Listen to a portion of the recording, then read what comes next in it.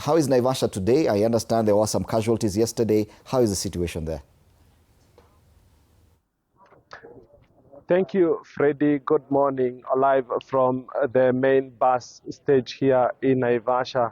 As you can see, if my camera person could just pan around, that is the situation prevailing since yesterday morning, and as yet to find any public service vehicle around the ordinary place where you will find a fleet of vehicles on different destinations around this place to other parts of the country. The situation remains as was, and to a few of the vehicle owners and operators whom we spoke to this morning were discontented with what the deliberations that were live on TV last evening, stating that it is yet to reach a deal as to why this the go-slow is currently on, which has paralyzed nearly the whole of transport systems around the country.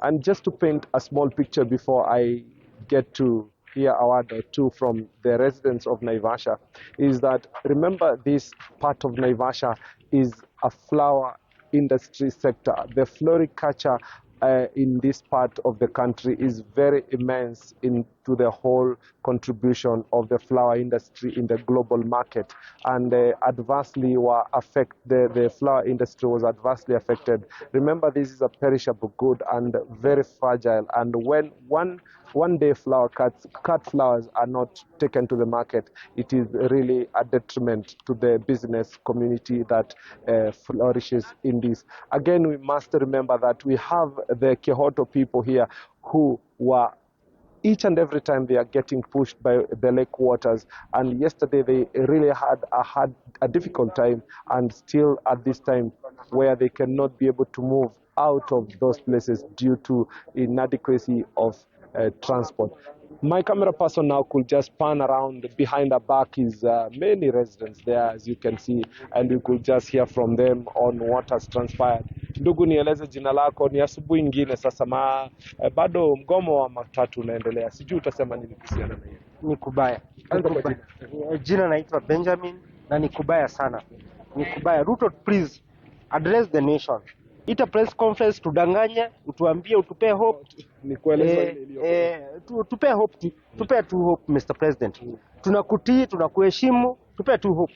Ati kwamba maisha itakuwa sawa. Ukiangalia huku biashara za watu zimechomwa ukweli. Na sasa hao watu waingia job. Kuna watu wa Power Star hapa, wao hawataingia kazi. Kwa hakika nchi inaangamia Mr. President. Asante, wacha tusikie kutoka kwa mwingine. Eleza jina lako na hali kwa vipi. Kwa majina ni Moses Simiyu. Kwa hakika kabisa hatujafurahi na hii jambo ambalo limetokea. Huyu ni hustle jamaa, huyu ni hustle. Ruto angeweza kwenda, angeenda nje ya Azerbaijan, angebaki hapa asikie wenye wananchi wanapoteseka. Mafuta kupanda tangu inji umbwe, mafuta haijafika kiwango hicho. Kwa hivyo hatujafurahi sana. Akuja address inji. Na sisi kama wananchi hatujafurahi sana. Hata watu hawajaenda kazi, wananchi ndio hawa. Jana ilipunguzwa na tembe. Hapana, hiyo haifai hivyo. Na bado punguzwe. Pandisha na 8. Bado punguzwe. Pandisha na 8 na punguza na 10. Haya, asante, wacha tusikie kutoka kwa mwingine. Nieleza jina lako. Kwa majina naitwa Edwin kutoka hii Naivasha. Ruto ni destiny destroyer ya kwanza. Sawa? Na Stingo ni one time. Nieleze mambo ya mafuta. Mambo ya mafuta.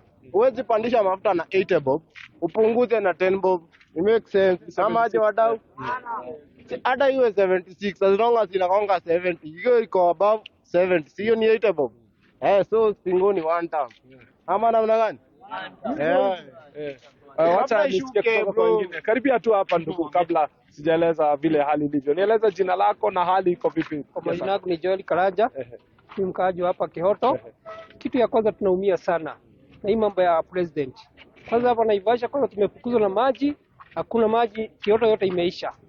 Tena hii ni mambo ingine tena ya hii ni Power Star yenye inatutumikia hapa Naivasha, sasa imeisha yote. Sasa tutaenda wapi? Tangu mimi jana sijafungua kazi, sasa hivi watoto wangu wako kwa nyumba, shule school fees ndio hiyo, tunaumia sana. Lakini tunasema hii president kama atabadilika ni one time. Tunaweza kosa Acha, okay. Freddy, before I take it back to you, I want to just paint to our viewers exactly what happened. This place began caught fire yesterday in the afternoon, and as you can see behind just what is the situation as at now, many businesses were reduced to ashes, and part of these shops adjacent to the main stage were actually destroyed by the fires that came in from the supermarket in here. This building is quite smart, as you can see, and the whole of the ground floor holds the Power Star supermarket, and for a second time in less than a year, it has suffered casualties from the demonstrations. And I want to show you on the back side of exactly how the situation is and where the fire emanated from.